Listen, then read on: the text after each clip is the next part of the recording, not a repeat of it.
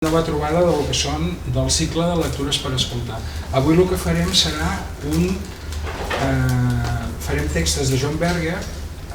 John Berger va morir a primers de gener i nosaltres feia temps que teníem moltes ganes, sobretot amb l'Emília, de fer un dels textos que conformen aquest tríptic que farem ara. Us explico, a més hem afegit diapositives, posarem música i no seré jo fotent el rotllo, sinó que som 5 persones diferents els que farem les lectures. Es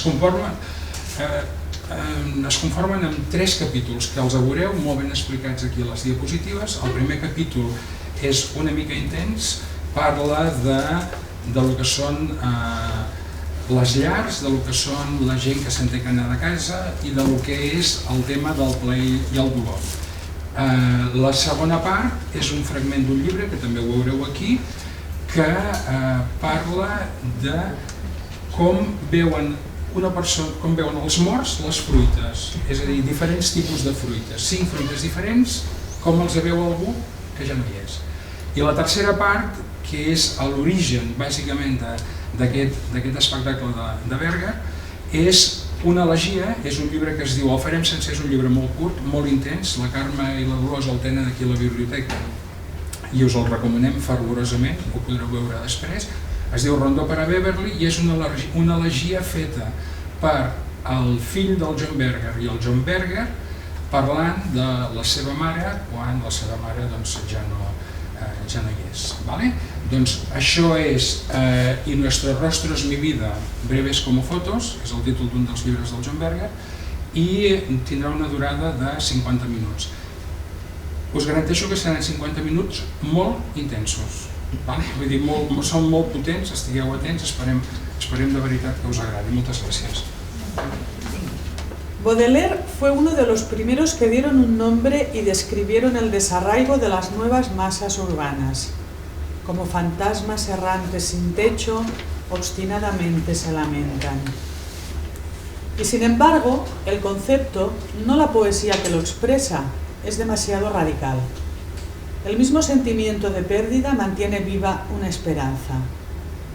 Qué fácilmente olvidamos lo que es invisible históricamente, como si las personas vivieran solamente en la historia y nada más.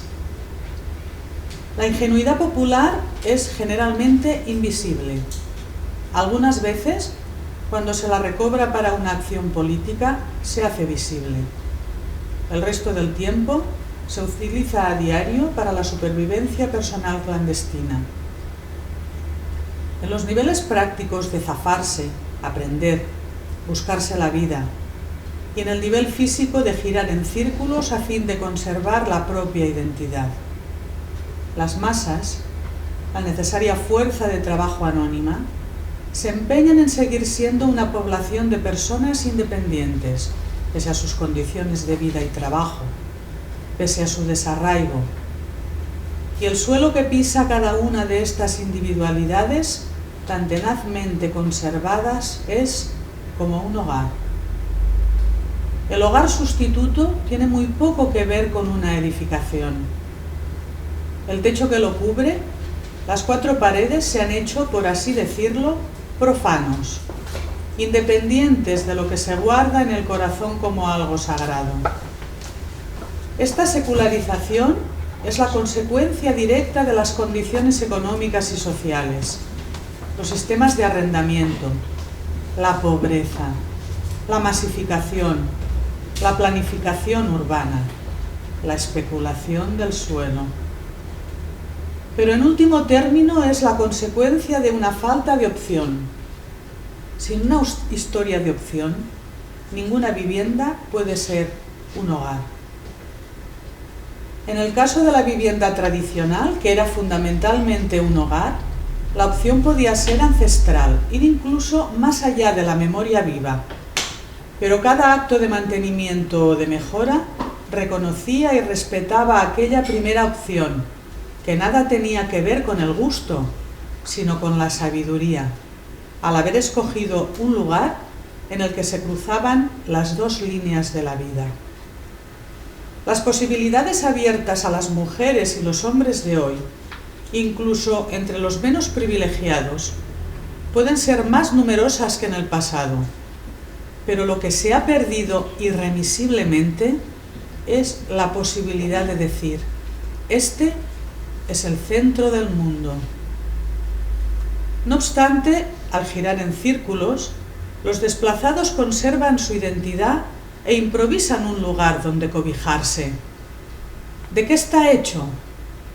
De costumbres, creo, de las materias primas de la repetición convertidas en un cobijo. Las costumbres lo abarcan todo: las palabras, las bromas, las opiniones, los gestos, los actos, incluso la manera de llevar el sombrero. Los objetos físicos y los lugares: un mueble, una cama, el rincón de una habitación, un bar concreto, la esquina de una calle, proporcionan el escenario, el emplazamiento de la costumbre, pero no son ellos, sino la costumbre lo que protege. La argamasa que mantiene en pie este hogar improvisado es la memoria, incluso para los niños. Dentro de ella se ordenan los recuerdos visibles, tangibles, fotos, trofeos, objetos, pero el tejado y las 4 paredes que dan amparo a las vidas en su interior, esos son invisibles, intangibles y biográficos. Para los menos privilegiados, el hogar no está representado por una casa, sino por una práctica o una serie de prácticas. Cada uno tiene las suyas. Por muy transitorias que puedan ser en sí mismas, la repetición de estas prácticas, elegidas y no impuestas, ofrece más permanencia, más cobijo que cualquier otro alojamiento. El hogar ha dejado de ser una vivienda para ser el cuento no contado de una vida que está siendo vivida. En el sentido más crudo, el hogar es tan solo el nombre de uno cuando para la mayoría de las personas no tienes nombre. La experiencia de los inmigrantes recién llegados es diferente de la del proletariado o subproletariado ya establecido, autóctono. Sin embargo, el desplazamiento, el desarraigo, el abandono vivido por el emigrante es la forma más extrema de una experiencia mucho más general y extendida. El término alienación lo dice todo. Incluso se podría hablar del desarraigo del burgués, con su casa en la ciudad, su chalet en el campo, sus 3 coches, sus varios televisores, su pista de tenis, su bodega particular. Sería igualmente posible. Pero nada relativo a su clase puede interesarme ya, pues nada queda en ella por descubrir para el futuro. Tras abandonar el hogar, el emigrante ya nunca más vuelve a encontrar otro lugar en el que se crucen las 2 líneas de la vida. La línea vertical deja de existir. Ya no se da una continuidad local entre él y los muertos.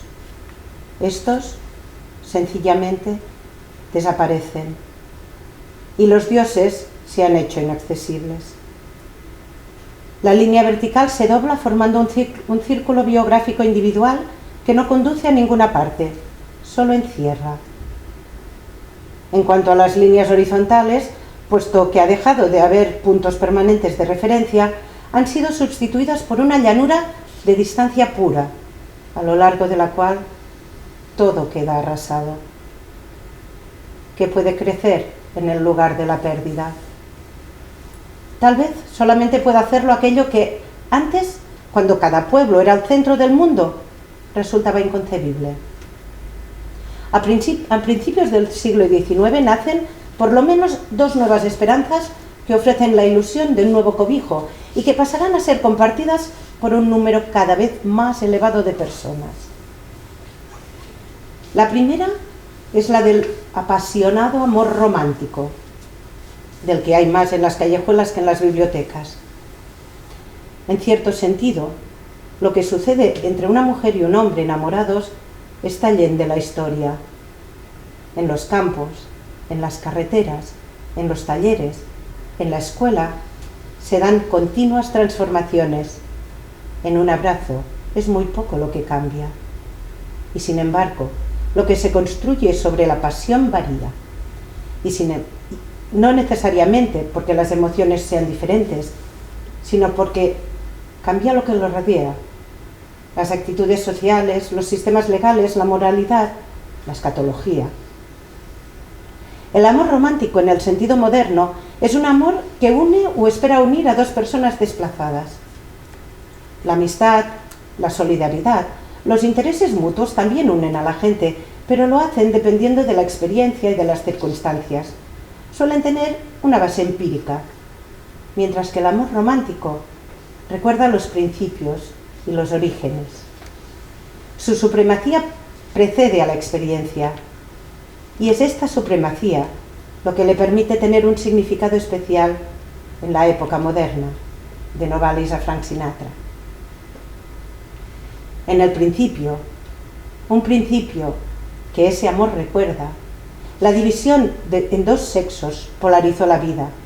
La creación de machos y hembras constituyó una separación, una nueva forma de ser incompleto. El instinto sexual era la fuerza de la atracción entre los dos polos.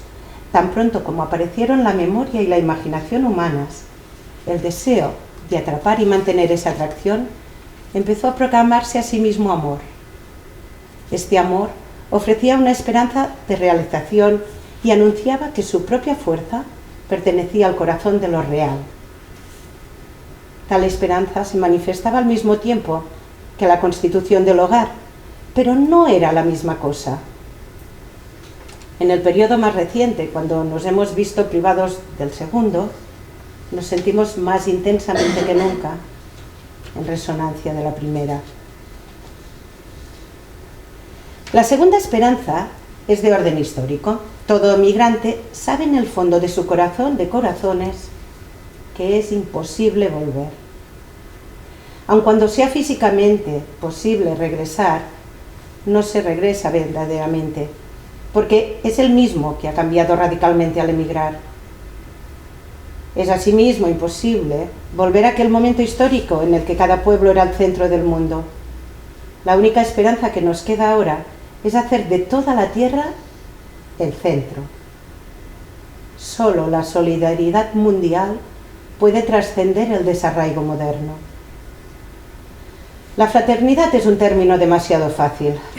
Olvidándose de Caín y Abel, de algún modo promete soluciones para todos los problemas, cuando en la realidad muchos no la tienen. De ahí la necesidad sin fin de solidaridad. Hoy, en cuanto se deja la primera infancia, la casa nunca más vuelve a ser un hogar, como lo era en otras épocas. Este siglo, con toda su riqueza, con todos sus sistemas de comunicación, es el siglo del destierro generalizado. Quizá algún día se cumpla la promesa, aquella promesa de la que Marx fue el gran profeta, y entonces el hogar no solo habitará en nuestros nombres, sino también en nuestra presencia consciente y colectiva en la historia, y volveremos a vivir en el corazón de lo real. Puedo imaginarlo, a pesar de todo. Mientras tanto, vivimos no solo nuestras propias vidas, sino también los anhelos de nuestro siglo. La existencia del placer es el primer misterio. La existencia del dolor ha inspirado muchas más especulaciones filosóficas. El placer y el dolor han de ser examinados juntos. Son inseparables, aunque tal vez cada uno ocupe un espacio diferente. El placer, definido como un sentido de gratificación, es esencial para el funcionamiento de la naturaleza. De no ser por él, no existiría el impulso por satisfacer las necesidades que garantizan la supervivencia del cuerpo y la especie. Y la supervivencia, por razones que nos son desconocidas, está inscrita como el único objetivo de la naturaleza. La gratificación o su anticipación sirve de acicate. El dolor o el miedo al dolor sirve de advertencia. Los dos son esenciales. La diferencia entre ellos, si los consideramos opuestos, es que el placer tiene una tendencia constante a sobrepasar su objetivo funcional, a no conocer su lugar. Los gatos muestran más placer cuando se lamen unos a otros que cuando comen. Es cierto que en todos los animales, salvo en los rumiantes, se da una urgencia al comer que elimina toda sensación placentera. El placer aparece en forma de plenitud después del acto de comer. Parece que los caballos experimentan más placer cuando corren libres por los campos que cuando sacian su sed. La gratificación, imprescindible a fin de provocar el impulso hacia la satisfacción de ciertas necesidades esenciales, produce incluso en los animales una capacidad general para experimentar placer, un placer gratuito. Posiblemente, esta capacidad está ligada al hecho de que todos los animales, mientras son pequeños, necesitan jugar para aprender. El juego y el placer gratuito tienen algo en común. El jugar implica una distinción entre lo real y la broma. Mediante el juego, el mundo se duplica. Existe el mundo involuntario de la necesidad y el mundo voluntario del juego. En el segundo, el placer deja de cumplir un objetivo para hacerse gratuito. Nosotros también duplicamos el mundo mediante el juego, pero el grado de invención aumenta, de modo que el juego se convierte en imaginación. La imaginación duplica e intensifica tanto el dolor como el placer. Han nacido la ansiedad y la fantasía. No obstante, sigue existiendo la misma distinción básica.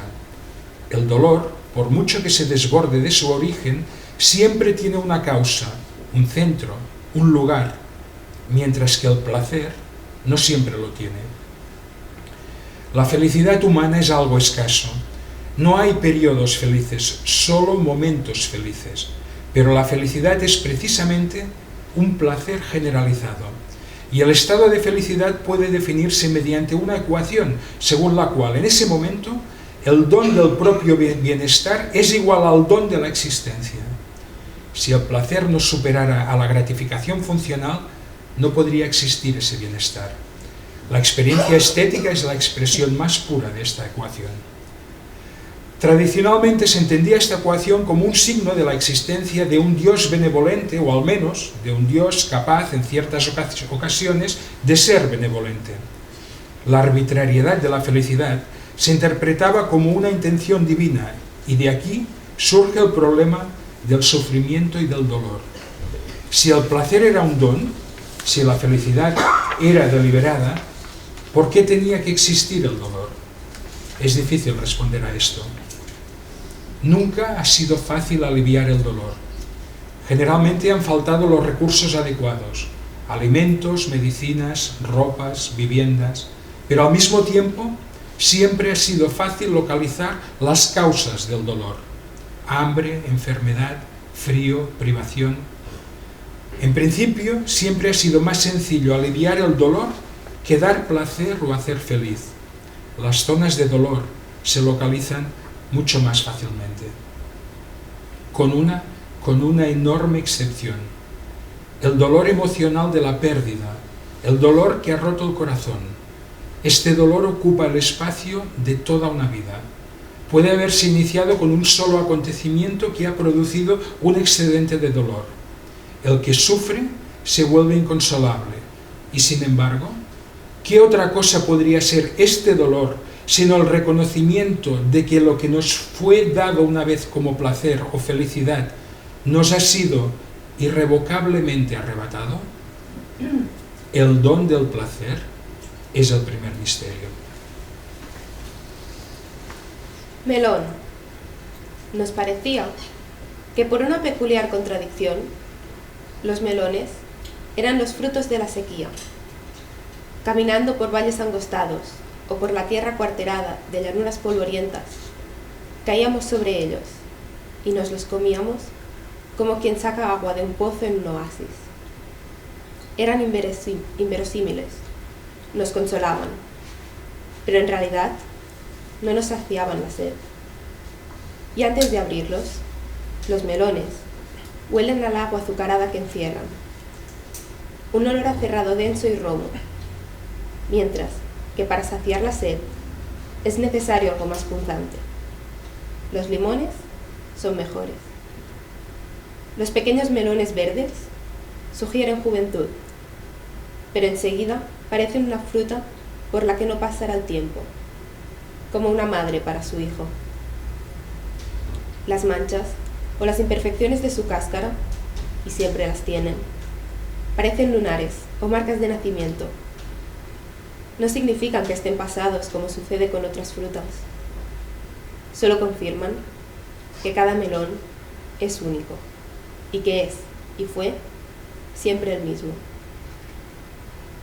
Viéndolo solo por fuera, alguien que no lo haya probado antes apenas se podría hacer una idea de cómo es un melón por dentro. El flagrante naranja invisible hasta el momento de abrirlo, las pepitas a cientos en el hueco central, el color de pálidas llamas, pero húmedas, desafiando en su forma de apiñarse todo sentido definido del orden, y el brillo que lo envuelve todo. El sabor del melón, incluía las dos cosas, la oscuridad y la luz.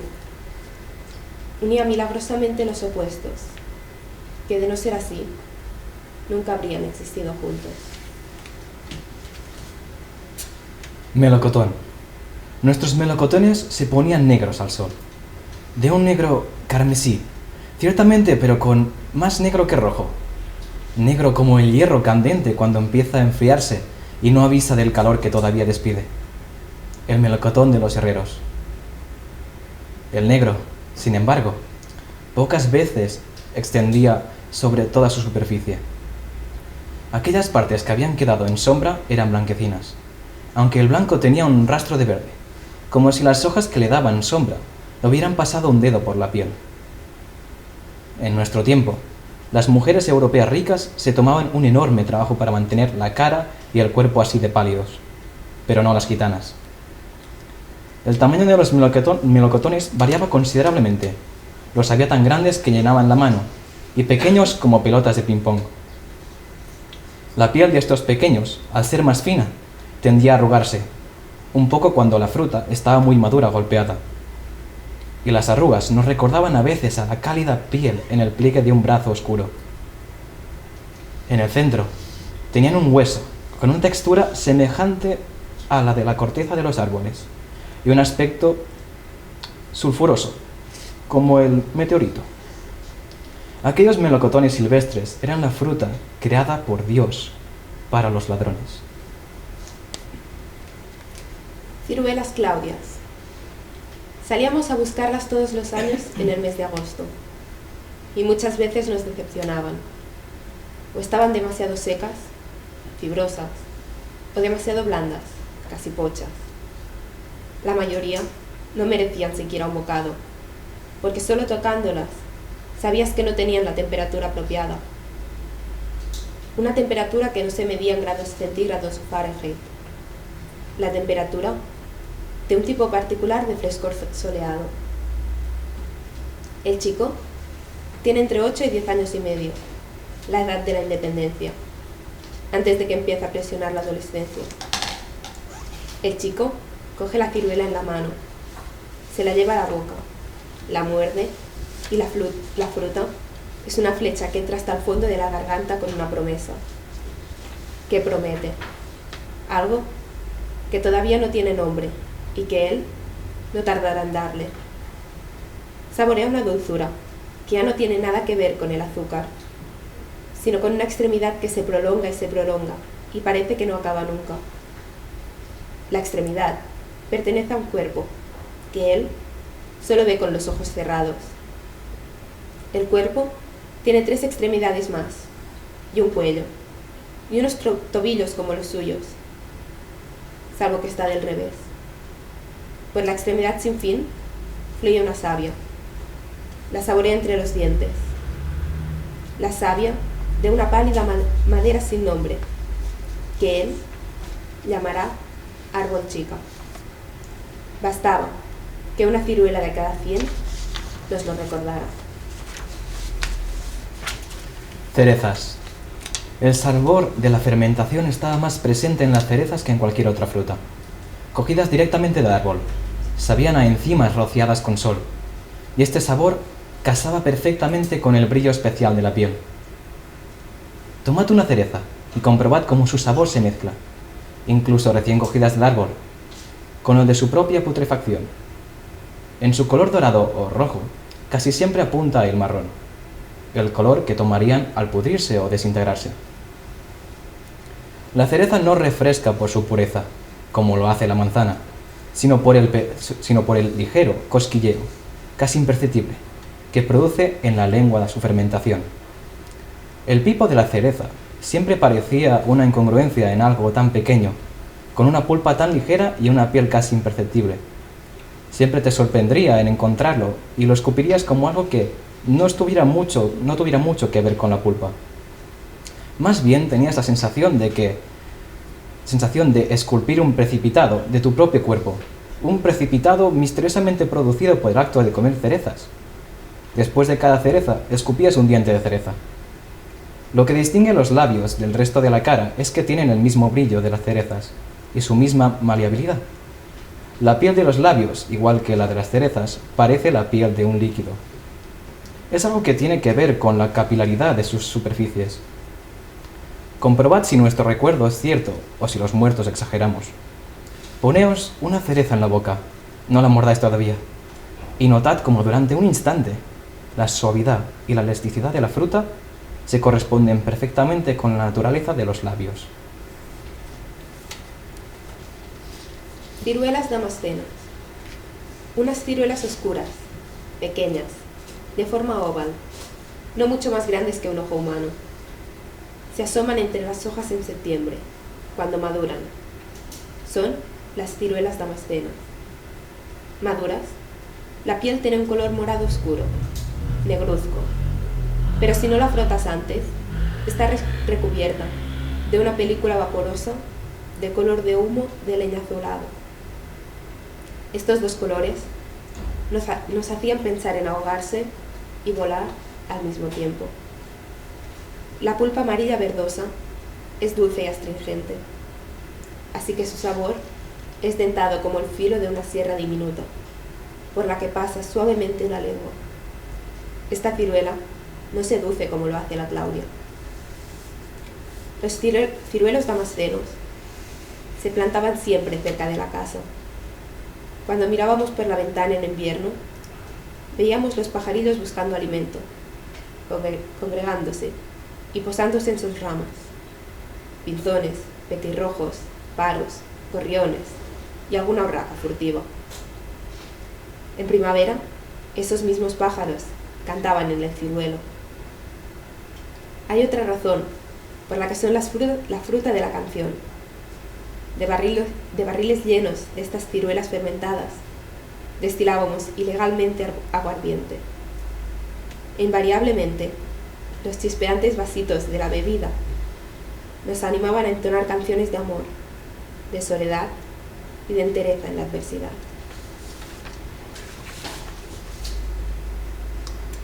Mamá, estoy a punto de inaugurar mi primera exposición en Londres. ¿Cuánto te echo de menos? Sé lo contenta que estarías. Te veo con tus mejores galas, sonriente, con esa sonrisa tuya que guardo en el corazón. Delante de mí está Noel Road, donde viviste algún tiempo años antes de que yo lo hiciera. Te imagino viniendo por ella, doblando la esquina, con esa misma sonrisa. Tantas cosas son iguales y tantas son diferentes. Así es, mamá. Y sí, como decías, a menudo no se construye Roma en una hora. Puede que las cosas más importantes las llevamos muy dentro, desde el día en que nacemos hasta el día en que morimos. Sí, puede que lo que tú llevabas hace 50 años cuando cruzabas Noel Road, lo lleve yo ahora, mientras estoy aquí sentado delante de la galería. Y si mis pinturas vienen de algún lado, creo que ese sitio podría estar entre tú y yo, entre entonces y ahora, donde la vida no termina nunca, igual que nuestro amor, mamá.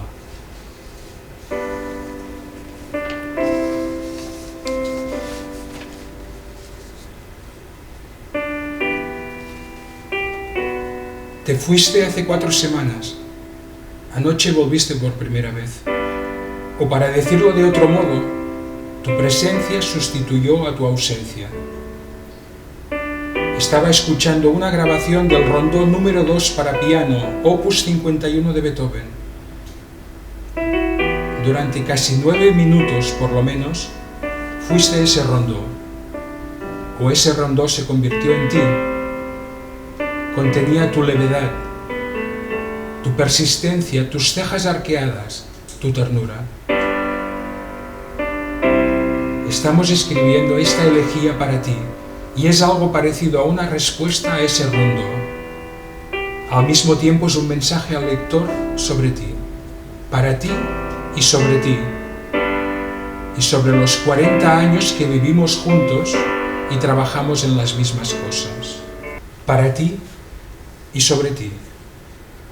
Muchas veces, cuando lo que se escucha es un solo, al principio uno tiene la impresión de que está escuchando algo que va dirigido a otro, pero al cabo de un rato se convierte en ese otro, y así igual algún lector se convierte en ti. Cuando regabas tus plantas, las que tenías delante de la casa, directamente en la tierra, y las que tenías en cajones de madera en el balcón, a veces me parecía que existía una relación entre el acto de regar y la oración, y el consiguiente nexo entre la oración y el amor. La temperatura del agua cambiaba según el tiempo que hiciera y el tiempo que hubiera pasado el cubo al sol. A veces estaba más caliente que la temperatura del cuerpo humano, a veces estaba helada, pero en ningún caso alteraba el amor con el que lo hacías, ni el mío cuando te veía con el sombrero que te ponías para regar. Y de pronto, escribiendo esto, se me vienen a la cabeza unos versos de Mahmoud Darwish y nos veo comiendo con él en un restaurante en Ramallah, o era en Nablus. Te habría preguntado, y tú, con esa memoria rápida que tenías y tu talento para registrar los datos, que manejabas con la misma soltura con la que barajabas las cartas, me habrías sacado de dudas al instante. Pero ya no puedo hacerlo. Apenas participaste en aquella turbulenta conversación, pero le pediste a Mahmoud que leyera un poema, y a él le halagó tu petición y recitó unos versos pausadamente. Aquellos en los que estoy pensando ahora no son los mismos que te leyó él aquel día, sino estos otros. Y me dijiste, si muero antes que tú, líbrame de las palabras en lata y de las fechas caducadas. Aléjame de la tierra en la que duermo, pues una sola hoja de hierba puede enseñarte tal vez que la muerte es una manera de plantar. Te gustaba cuidar las plantas, porque era una manera de acariciar el futuro, de acomodarlo, de forma parecida a cómo me colocabas la bufanda junto a la puerta antes de salir al frío. Eras una apasionada del futuro, y no porque creyeras en utopías, sino porque esa pasión nos permite impugnar y a veces superar el presente. Atravesaste el presente como una corredora que llevara mensajes del pasado al futuro, y tenías cuerpo de corredora, de amazona y de patinadora. Hacías salto a caballo, participaste en el movimiento por los derechos civiles y patinabas sobre hielo. A los 19 años te casaste con Dilip, que era de origen indio, y antes de que yo te conociera, ya habías abandonado Estados Unidos para siempre. Dabas cada paso, ya fuera sobre hielo o en la vida, muy discretamente. Nunca optaste por nada extravagante o llamativo. Cuando te observo, tienes el aire, la concentración de una experta exploradora. Por tu manera de ponerte el sombrero o el abrigo, tu manera de mantener la cabeza erguida, de abrir una puerta o de volverte, se diría que eres una exploradora. Mientras avanzas sin prisa, casi como en sueños, andas buscando un rastro posible, pero nunca seguro. Un rastro que te conduzca a unos futuros alternativos, porque calladamente, sardónicamente, rechazas el presente estancado. Tus pies y tus manos de exploradora saben reconocer el terreno. No malgastas las palabras. Muchas veces lo dices todo con una breve sonrisa. Siguiendo ese rastro que cruza el presente, transportas lo que considera que puede ser útil del pasado hacia un futuro desconocido, pero no por ello menos buscado. Y transportas esta herencia escogida entre los hombros como si fuera una ligera mochila.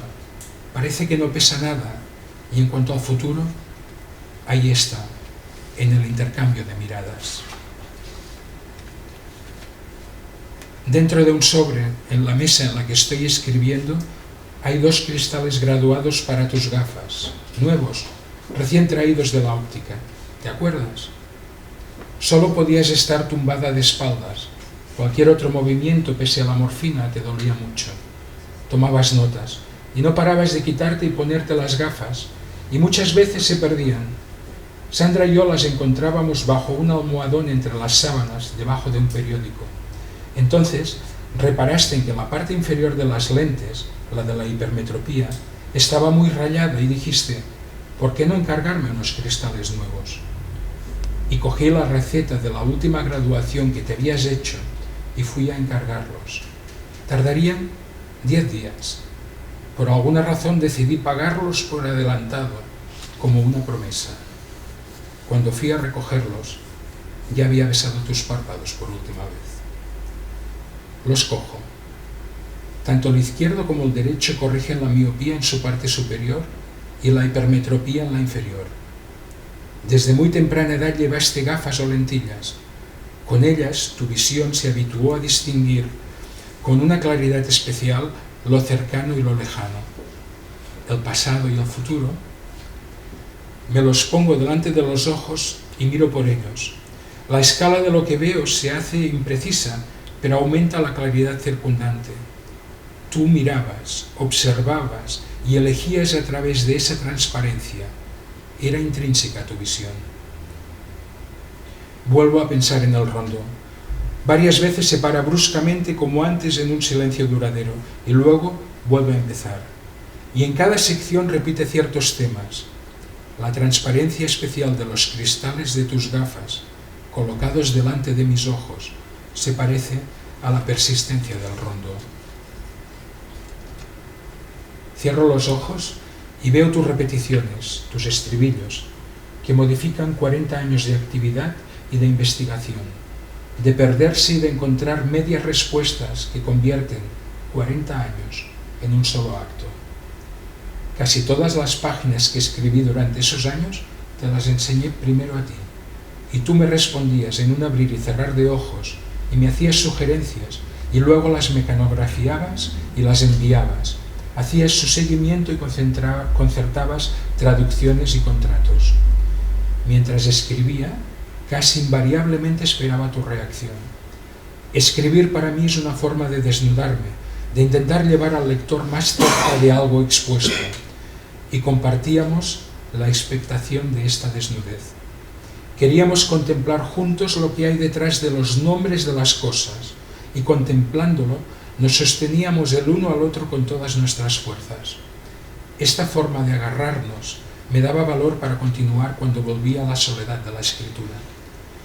El hábito se ha hecho intrínseco en mí. Incluso ahora, escribiendo estas páginas, espero tu respuesta. ¿Qué dirías que es lo opuesto a lo monumental? ¿Lo aéreo? El acto de devenir describía mejor tu carácter que el acto de ser. Cuando viajábamos en moto, ¿cuántos viajes en moto hicimos a lo largo de estos años? 4. Eras un paquete silencioso y tranquilo, y sin embargo, yo tenía la sensación de que eras tú la que impulsaba la moto, utilizándome a mí de copiloto. Convertías todo lo que podías en un vehículo del devenir. Por eso el azul del techo de nuestro dormitorio en la parte superior del granero era tan apropiado. Sus tablas ya estaban pintadas de azul cuando nos trasladamos hace 40 años. Azul cielo. Puede que escogieran ese color porque resulta disuasorio para las moscas y el establo de vacas estaba inmediatamente debajo de la habitación. Cuando nos despertábamos por las mañanas contemplábamos este azul como si fuera el rostro del día mirándonos de frente. Un espacio que nos invitaba a entrar. Hace unos días, un alma del pasado me hizo una seña. Amy Johnson, la aviadora, la primera que cruzó el Pacífico en solitario desde Londres hasta Australia, en 1930. Recuerdo una canción sobre ella que oía de niño. Hay una mujercita que ha hechizado los corazones. Había visto fotos de ella y me entraron unas ganas de volver a ver su cara. Quería ver si era cierta una extraña premonición. Encontré algunas fotos. Me habría encantado enseñártelas. habrías alzado las cejas y un poco después creo que habrías asentido sonriendo. Os parecíais, compartíais hábitos de anticipación similares, exploradoras las dos. La manera de mantener la cabeza erguida, la manera de mirar fijamente lo que tenéis delante y al mismo tiempo lo que está más allá. Cuando te duchabas y te lavabas la cabeza, entrabas luego en la cocina y te sentabas en una silla al lado de la hornilla para que yo te secara el pelo con un secador que enchufábamos a la derecha de los fogones. Cuando ya había terminado mi tarea, tú te tocabas el pelo y luego te lo cepillabas con energía, echándotelo hacia atrás, nunca alrededor de la cara o para abajo. Te lo cepillabas como si avanzaras contra el viento. ¿Recuerdas que Rena Hamami te apodó falda voladera? Y nosotros empezamos a llamarla crin porque su exuberante melenaza nos recordaba las crines de los caballos. Cuando veías que una de tus deportivas estaba sucia, la lavabas inmediatamente o en cuanto podías en el fregadero, y luego te sentabas en la mesa para aplicarle el blanqueador con tus dedos gráciles y ligeros. Hecho esto, ibas y las dejabas en su sitio en el armario. Así estarían ya preparadas para la próxima ocasión en que necesitaras ponértelas para ir de excursión. Exploradoras. No sé si lo que te voy a decir ahora ya lo sabías o no. Hay muchos niveles de conocimiento y muchas veces el conocimiento en sus niveles más profundos no tiene cabida en las palabras o en los pensamientos.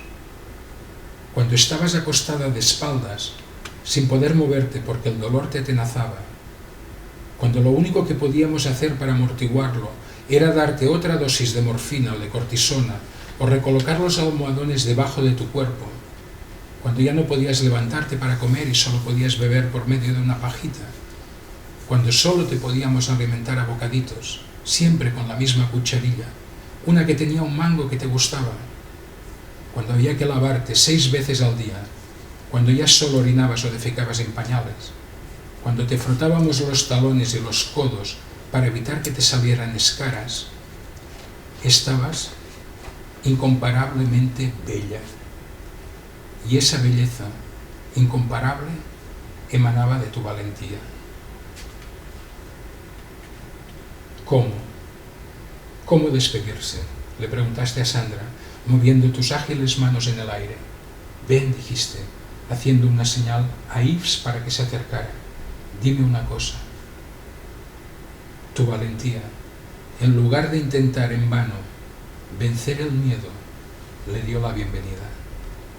La belleza de tu valentía te acompañó hasta el final y desafiando el tiempo se ha quedado aquí, con nosotros. Llena el silencio. Cuando vuelvo a casa desde la carretera, paso claro por el misterioso banco bajo la marquesina de madera que puso el ayuntamiento hace 2 años para los niños de ese caserío que esperan ahí por la mañana a que los recoja el autobús que los lleva a la escuela, a unos 5 kilómetros en el centro del pueblo. ¿Recuerdas que cuando sugerías que diéramos un paseo después de comer y antes de volver a la mesa de trabajo, algunas veces decidíamos caminar en esa dirección? Y al cabo de un rato decías, sentémonos un momento en ese banco.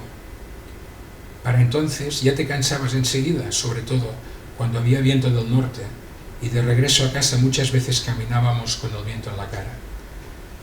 Nos sentábamos en el banco, y tiene algo raro, el asiento está muy alto, muy separado del suelo. Cuando nosotros, 2 adultos, nos sentamos con todo nuestro peso, los pies casi no nos llegan al suelo. Nos sentamos con las piernas colgando, preguntándonos si esto tendría alguna explicación y riéndonos porque la incongruencia nos hacía gracia. Nunca estuvimos a las 8 de la mañana para ver qué hacían los niños. Cuando paso en coche por delante del banco, nos veo sentados en él, con las piernas colgando, como sobre la eternidad. Esta tarde ha sido un cuenco con las últimas frambuesas del huerto, hasta el año que viene. Te veo, año tras año, limpiando las malas hierbas alrededor de los arbustos, arrancando las ramas viejas y atando las nuevas a las estacas. Te ponías guantes para protegerte las manos de las ortigas Echabas pestes cuando te picaban. Son unas frambuesas grandes porque ha hecho un agosto soleado, mucho más dulces que las primeras, aquellas que te metía una a una en la boca cuando ya no te podías mover de la cama. Aún así, te encantaba su sabor. Sonreías de placer cuando cerrabas la boca. ¿Cómo se puede medir el tiempo de ese placer? Un placer rodeado completamente como estaba por un horizonte de dolor y sufrimiento. No lo sé. Quizá sea imposible.